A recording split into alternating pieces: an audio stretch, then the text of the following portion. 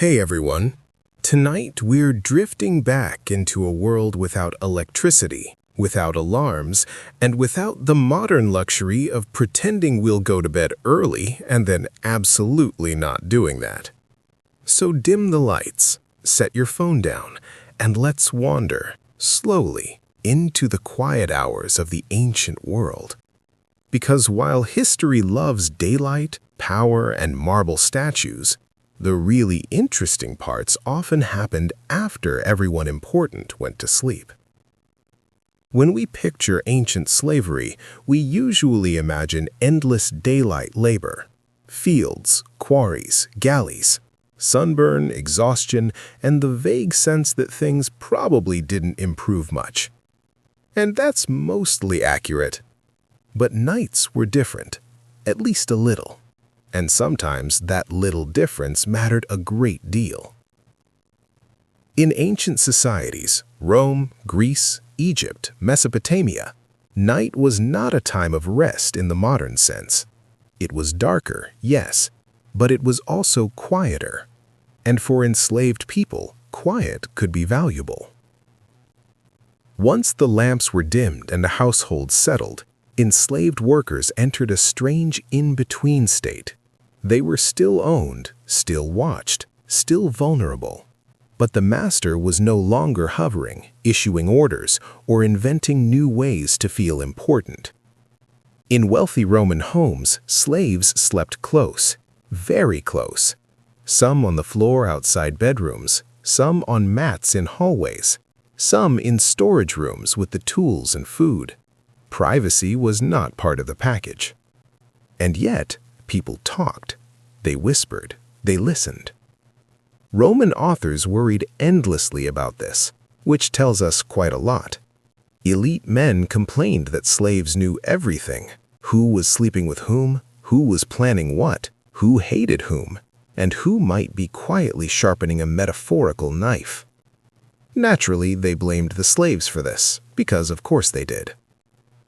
At night, enslaved people exchanged information, news from other households, rumors from the street, stories from the market. This created something dangerously close to a social network. And Rome, paranoid as ever, noticed.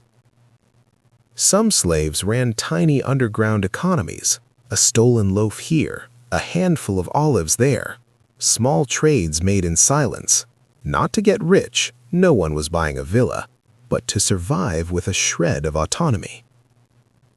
In Greek households, similar patterns appeared. Domestic slaves finished cleaning, they checked doors, they waited, and then sometimes they talked about philosophy.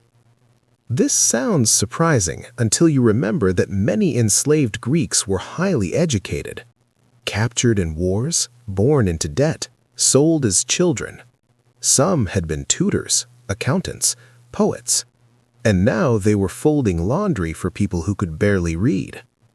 So at night, they discussed ideas, ethics, gods, freedom, the great irony of human history. Quietly, of course, because being caught discussing philosophy as property was not recommended. In Egypt, enslaved laborers attached to temples and estates often worked in rotating shifts. Night brought different tasks: guarding storehouses, tending lamps, maintaining ritual cleanliness, and sometimes religion. Elite Egyptians were deeply uncomfortable with this. They feared what slaves might ask the gods for when no one was listening.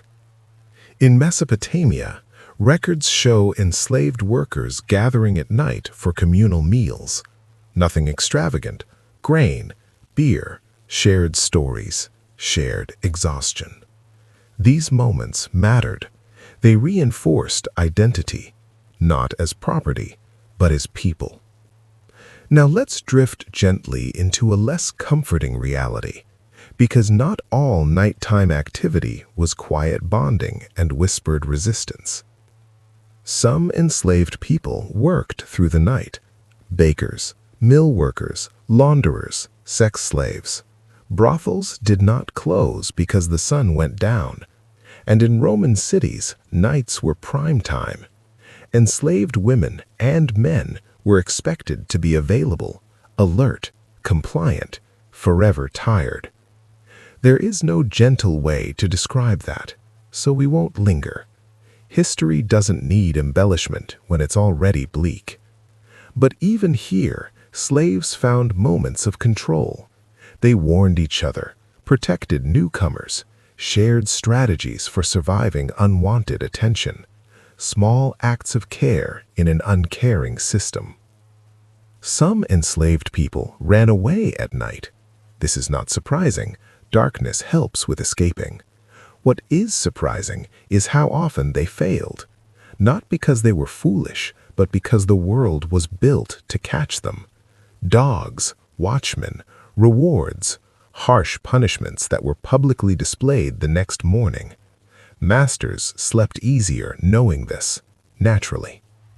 Still, some escaped, and some did something else entirely. They waited. In Rome, there are records of slaves using nighttime to prepare legal cases. Yes, legal cases. Under certain conditions, slaves could petition for freedom or accuse masters of illegal cruelty.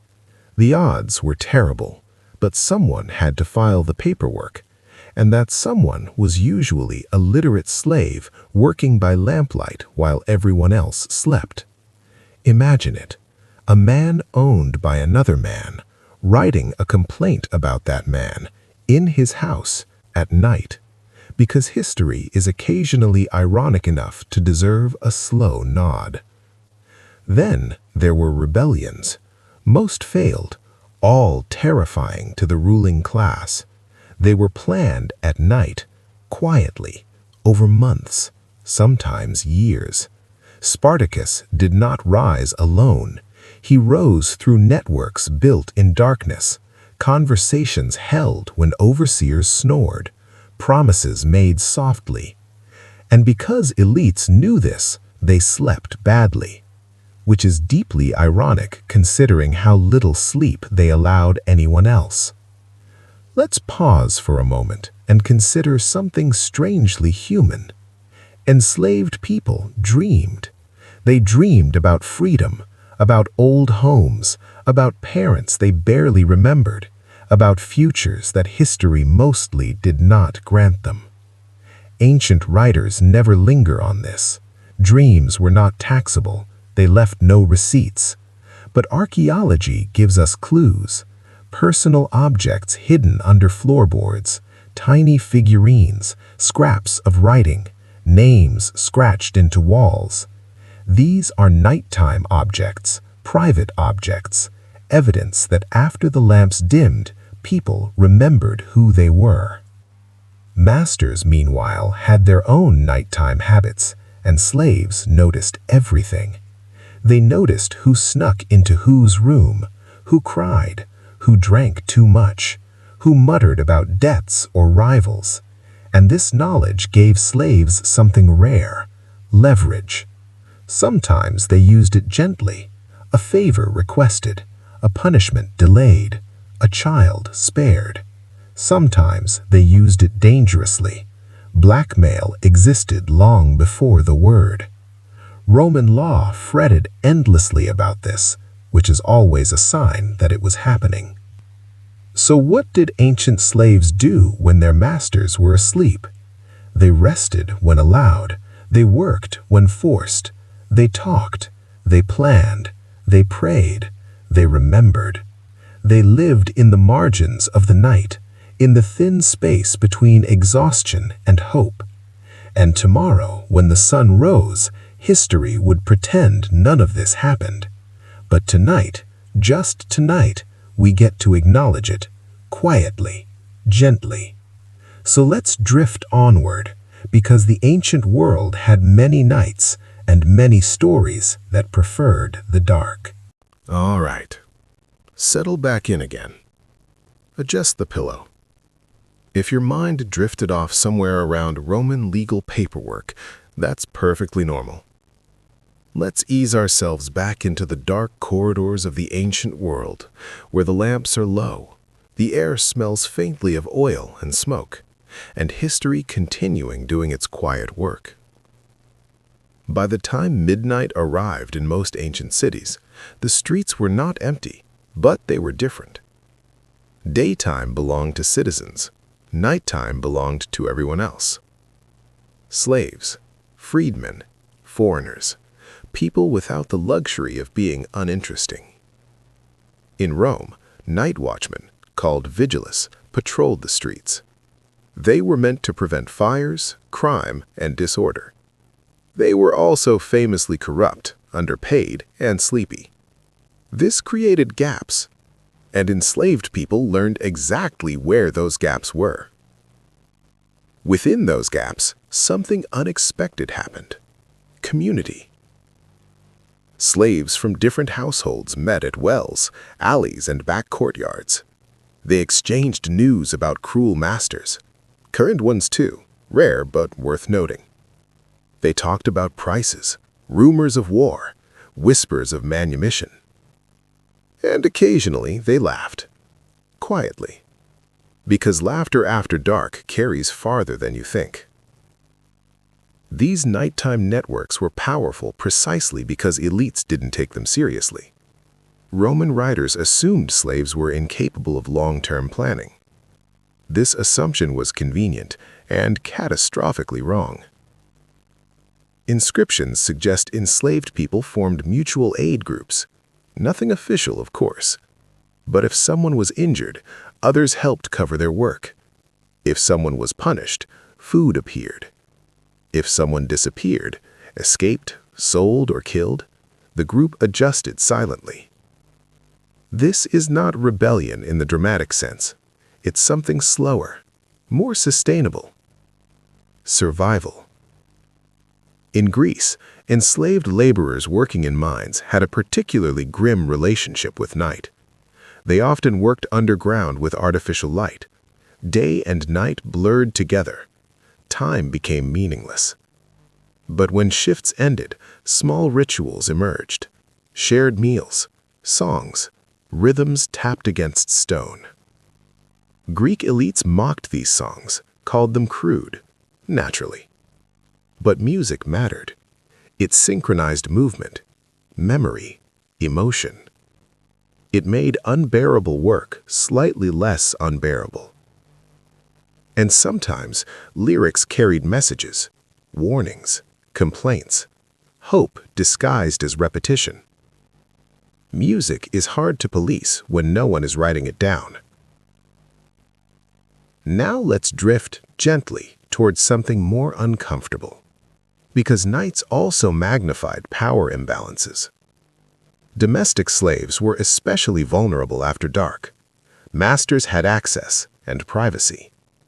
Roman law technically frowned on excessive cruelty, but the definition of excessive was flexible and rarely applied. Some enslaved people learned to manipulate nighttime routines to reduce harm.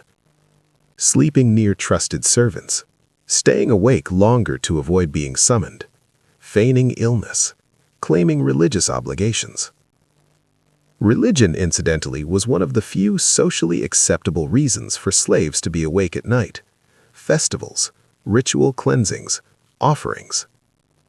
This loophole was used enthusiastically. In Egypt, temple slaves leveraged sacred schedules to carve out moments of autonomy.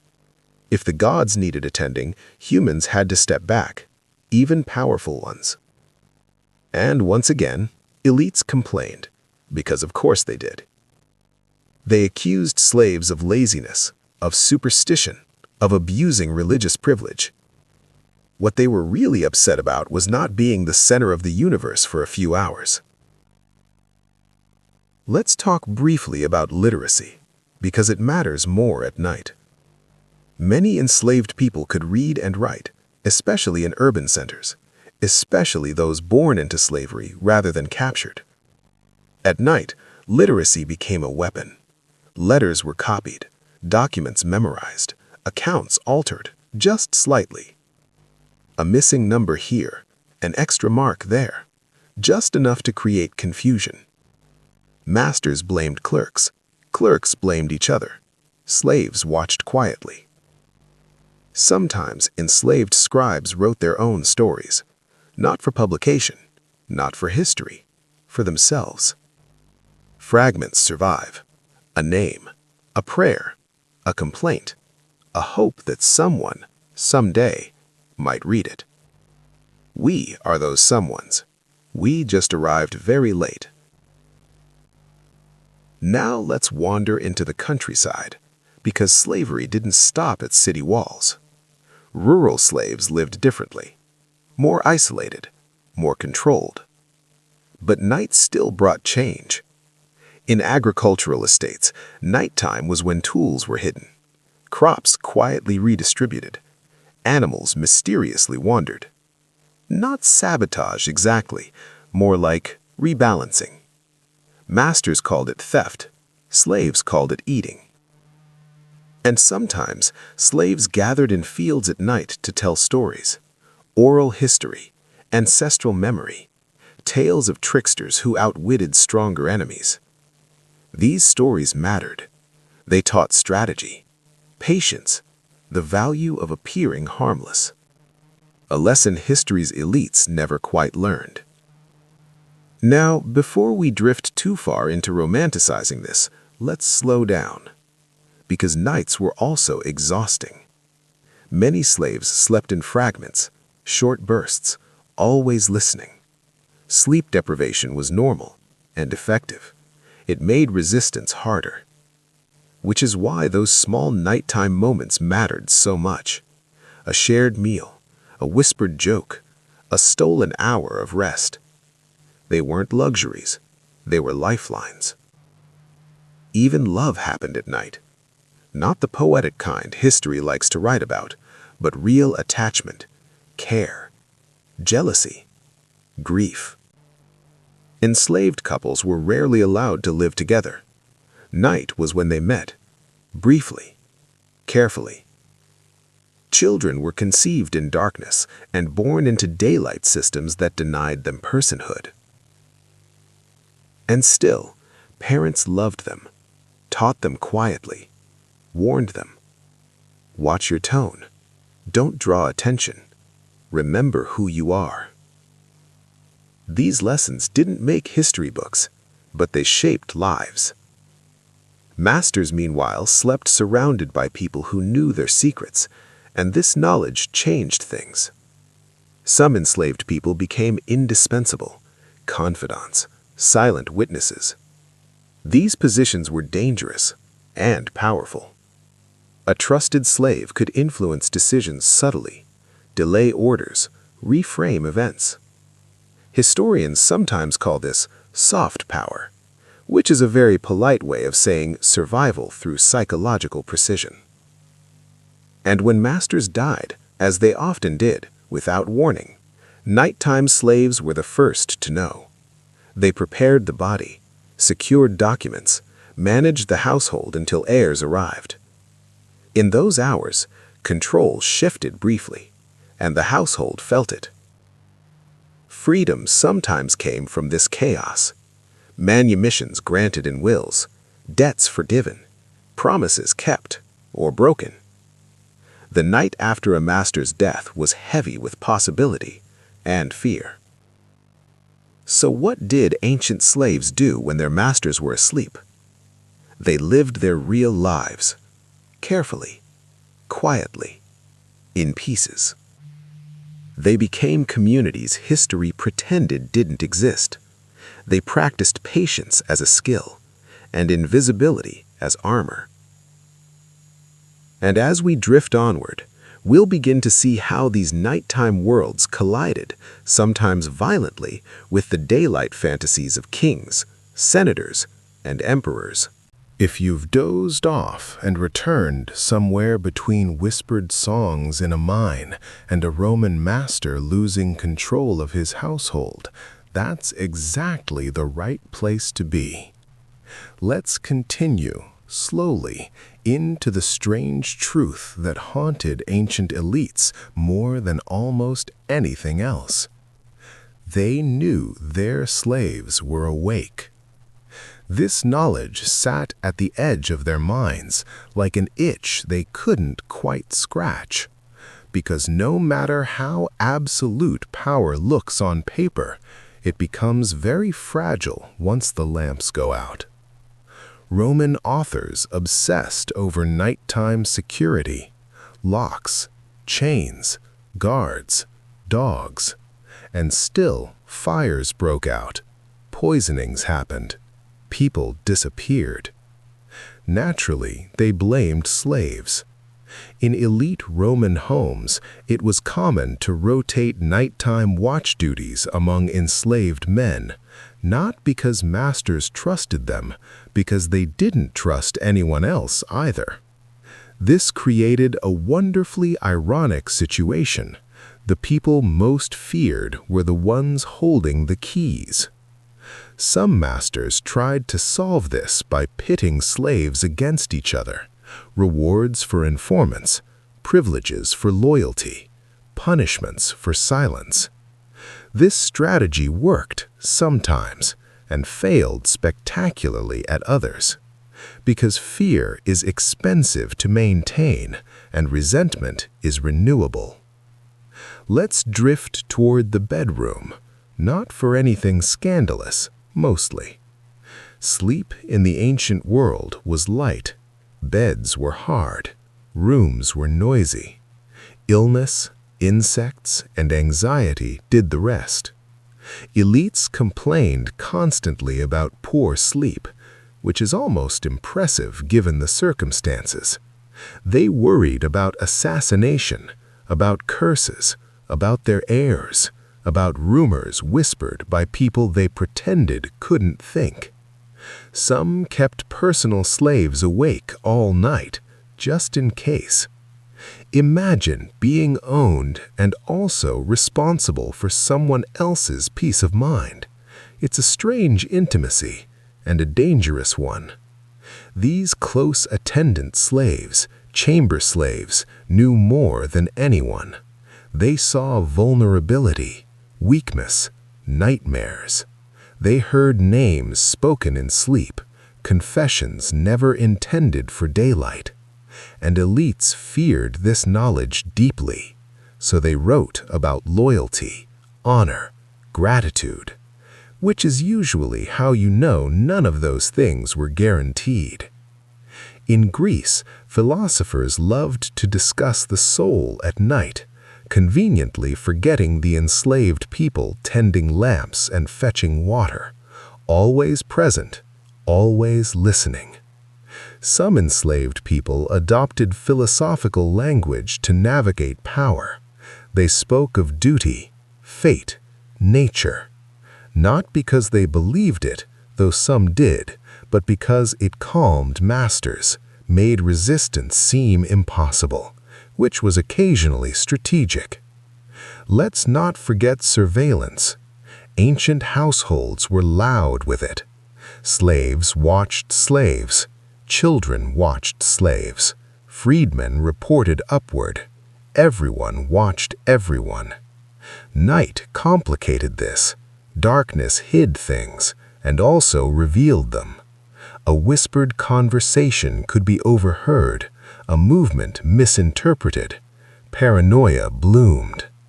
Some masters ordered slaves to sleep in chains. Others locked doors from the outside. Others preferred trust and regretted it.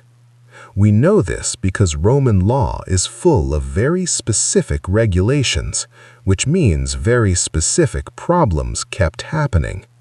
Poisoning, for example, terrified elites, and while poisoners were rare, fear was constant. Food tasters became common. Slaves fed other slaves first. Trust eroded. Meals became performances. Night sharpened these fears because night is when poison works best. Not because it's darker, but because it's quieter. Now, let's slow down and consider children. Enslaved children slept differently, often together, often on floors, often after working adult hours. Night was when they learned from older slaves, skills, warnings, family histories their masters erased. They learned which rooms to avoid, which people were kind, which were unpredictable. This knowledge saved lives. Elite children, meanwhile, were told bedtime stories about loyalty, about faithful servants who sacrificed themselves. Reality, naturally, was less poetic. Let's drift east for a moment. In Persia and other Near Eastern empires, royal households were vast, thousands of enslaved workers. Night management was a logistical nightmare. Schedules were strict, movement tracked, punishments severe. And still, night economies emerged.